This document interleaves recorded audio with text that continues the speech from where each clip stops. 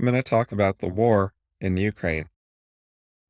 Vladimir Putin is the dictator of Russia, and he started a war to invade and conquer Ukraine. It looks like he expected a quick, easy victory, but Ukraine is fighting back, and he's actually having a hard time. Russia has a significantly bigger, better military than Ukraine, so over time, he still could win. The West has imposed heavy sanctions on Russia and has started supplying military equipment to Ukraine. Also, apparently, 16,000 non-Ukrainians have gone there to fight on Ukraine's side. I was not following the news in the run-up to the war. I don't like political news in general. But I looked at it more after the war started, and some things I commonly follow started covering it once there was a war. So it seems to be going better than expected, although it's still very dangerous, and Ukrainians are getting bombed. Russia is targeting civilians. It seems to be not merely indiscriminate bombing, where they don't care if they hit civilians, but actively targeting them on purpose sometimes. I did read I think it was a tweet this morning, something claiming that last night was the first time that Russia failed to hit Kyiv with any missiles during the night. So the Ukrainian Air Force was doing better than the previous days rather than worse. I read a long article saying that it appears the Russian Air Forces are not capable of complex tasks involving lots of planes being coordinated and dealing with enemies. That is not what they are trained for, and they're no good at it, and that is why they're not projecting a lot of air power in this conflict. That at first, in the first few days, it was unclear there could be other reasons for what was going on, but at this point, the lack of air dominance by Russia seems to indicate they're not good at using all the equipment they bought. The article knew stuff about what sort of training they do, what sort of simulations they have, etc., which are apparently much worse and simpler than the NATO ones. And so it looks like this may actually be affecting the war a lot, where Russia's not using its air force nearly as effectively as they hoped, despite having invested a lot of money into it and gotten a bunch of modern planes.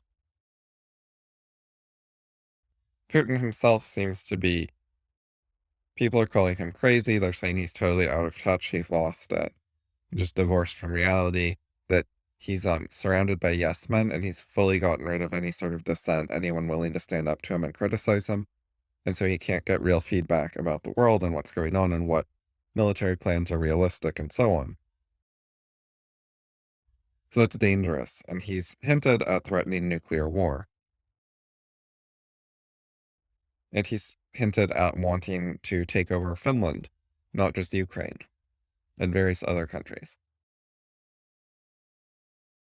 China seems to have pre-approved the war months in advance. It was planned months in advance. US intelligence actually did a good job of seeing it coming and saying it was coming. And a lot of people were like, no, he's not really going to attack. And then he did. This has actually provoked the European Union to a stronger than expected response. They're not just acting really weak like they often do. They seem really offended and bothered and to want to do something about it. Biden has been weak, but the European Union is taking the lead more, and the problem is in Europe, so that actually works out okay. Germany is apparently dramatically raising their military budget and trying to rearm. A lot of the EU has been quite light on military budget for a long time. And now they've found they're not in a good position to defend countries they want to defend, like Ukraine, and to push back on bullies like Putin. At first, I saw concerns that during the fighting, during the distraction, China might invade Taiwan. But now that it seems to be going badly for Russia, it could discourage China. They might be worried that their army has similar flaws to the Russian army. That when you have a bunch of people who don't really want to fight on your side and don't believe in the cause and are not trained all that, sometimes you get military disasters. So China could be too scared to invade Taiwan now because they don't want to show how weak they are.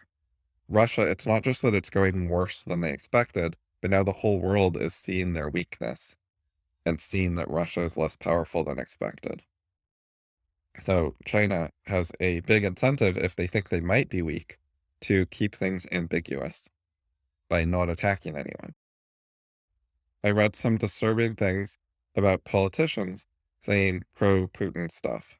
Some of it was before the war and still horrible. Some of it was actually after the war started or during the run-up to the war. It seems to be a larger problem in Europe than America. Also, Trump was accused of it, but I looked at what he actually said, and it was not pro-Putin, it was misreported. They've done that to Trump a lot. They do it to other politicians as well. But my general impression is that some of the other things people were saying were real, and I actually checked primary sources on a couple of them. So some of the politicians seem to actually be awful, including Candace Owens said something awful, if I recall correctly. There's someone else. I'm trying to remember who it was. I'm gonna go look. Oh, Tucker Carlson. That's the guy I was forgetting. Yeah, Tucker Carlson said awful stuff. Fuck that guy. So Candace Owens actually suggested that Americans, if they want to really know what's going on, should read what Putin said, read a translated transcript of a Putin speech to find out the truth of what's going on. She also said that NATO has been violating agreements and expanding eastward and that we are at fault. And this is not bad reporting. It is a direct quote of her tweet with a link to the tweet, which I've just clicked on. And then you can see her saying it on her own Twitter. There was someone, I forget who said stuff about how Putin is a Christian. I think that was before the war started. I think it was like months ago, not in the run up to war either. I think that was an American. And they're just like, Putin has Christianity in common with us, and some other nice things about him. Historically, the left has been soft on Russia because of the communism, and, socialism is much more popular on the left than the right. But more recently, it seems like pro-Putin stuff comes more from right-wing politicians than left-wing. I'm not sure, though. Maybe the left-wing ones just don't get reported in the same way, so it's hard to know. It certainly doesn't seem to be a mainstream position on either side. The claims that Trump said it were a lie. The war is kind of scary and disturbing. It's a reminder that people will just fail to discuss things and reach rational agreements and will start shooting each other and bombing each other. And it's often one-sided. Ukraine was willing to be reasonable, to negotiate, etc., and it didn't matter. Putin was not. There are bad actors in the world with quite a bit of power and nuclear weapons that are not reasonable. The Chinese Communist Party is another one. It's nice to see at least that a lot of the Russian people are against it, and despite the crackdowns, the secret police, the jailing dissidents, there are still protests. There are still people speaking out against Putin in Russia. And it's the same in China, where a lot of the populace does not actually support the Communist Party. It's a better problem if there are bad rulers than if the whole society was somehow rotten, which it's not. There are society-wide flaws and imperfections in Russia and China, but they're not that bad. They're like livable things that the world could just have in it and deal with. They're incomparably better than the very bad flaws of the Chinese Communist Party and Putin. So there's no need to change the culture of these societies in order to fix the problem. It's not bad enough that it is incompatible with peace. If there were better rulers, better government, they could be decent countries. I think that's true about most places. Maybe even all places, I'm not sure. It'd be weird or unusual if a bunch of like farmers or factory workers were somehow like really bad, dangerous people. I know there are ideas like Sharia law and jihad, and they're problematic and they do things like oppress the homosexuals in their country. But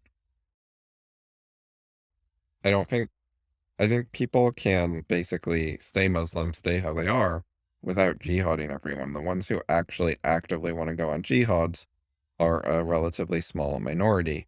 And as long as they aren't in power anywhere, then it's not so bad. There is a lot of people being complicit in stuff, but those same people who are willing to be complicit in bad things usually won't really do anything bad if there are good people in charge. They'll just be complicit in that and be fine with it. They just don't want to stand up against evil at personal risk to themselves. Or maybe they're mildly in favor of it, but if the tide turns against the evil, then they're not going to do anything. They're not going to take the initiative to cause any real major problems. The war in Ukraine is not the only recent war. Some wars get a lot more media attention than others.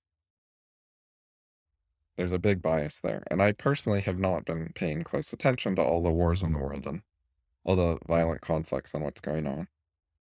I know I have a skewed perspective on that because if you want to counteract the media bias and go investigate and stuff, it's a bunch of work. And I have other things to do. So I am vaguely aware that this is not like the only war for a long time. There have in fact been other people getting bombed, but I haven't really paid attention to the details of who and where and why and stuff. One way this war is a bit different is Russia is trying to conquer a large territory. It's not just sending some airstrikes to some faraway country, but not trying to hold any ground, just trying to meddle a bit. They actually want to conquer a country adjacent to them and expand their borders. I know they did that previously, but only with a region of a country, the Crimea. And now people are thinking that they could do it with two more regions in Ukraine and get away with it. But instead, Putin decided to go for the whole country, basically, is what it looks like. That he is trying to surround Kyiv and the capital, not restrict himself to taking over a couple little regions. And Russia, by the way, has a history of genociding Ukrainians with the Holodomor famine, where they were shipping food out of Ukraine and putting armed guards on fields and stuff. The farmers starved to death. So Ukraine has a lot of incentive not to let Russia just take them over and be like, who really cares who's in charge of the government? Like the common people are actually rightly concerned that Russia's not a safe government. They're not just worried that Putin will make some dumb laws and raise taxes or something like that that you could live with. It is Putin might get them killed in some way. So that incentivizes them to take the risk of fighting in the war, which also could get them killed. Also, I saw something about males age 18 to 60 or 65 or something are not allowed to leave the country in Ukraine. They're getting conscripted to fight. It's hard to know exactly what's going on in Ukraine. There's a lot of propaganda on both sides. Ukraine, it is in their interest to exaggerate how well it's going and try to encourage people to think, hey, we can actually win. You should keep fighting against Russia. Don't give up. But my impression is, despite that big bias, it looks like things are actually going reasonably well, better than expected. Ukraine's going to keep holding out a while longer at least, and NATO is sending them, not maybe not NATO except, but NATO countries, like various countries, are sending them supplies, equipment, fighter jets, and stuff. Some people have gone there to help fight, and the economic sanctions on Russia have been quite harsh and are causing a lot of trouble for Russia. The economic damage seems to be too much for China to just pay for it and say, no problem, guys, we got you. And the European Union seems more willing than expected to maybe stop buying oil and energy products from Russia. One thing I was thinking about is a lot of European cities have been in a war before, but Western US cities, like San Francisco, has San Francisco ever really been in a war where there's actual combat at the city?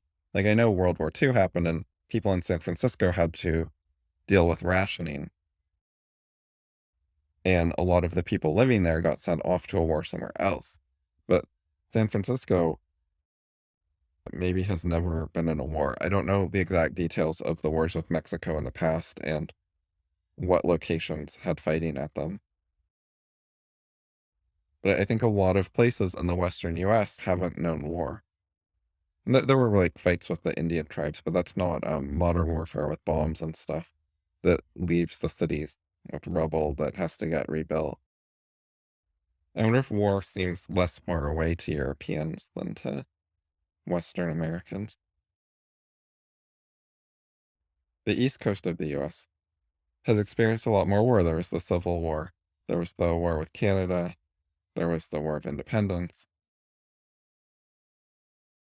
It's been quite a while, loosely 150 years, whereas in Europe, World War II was only like 70 years ago.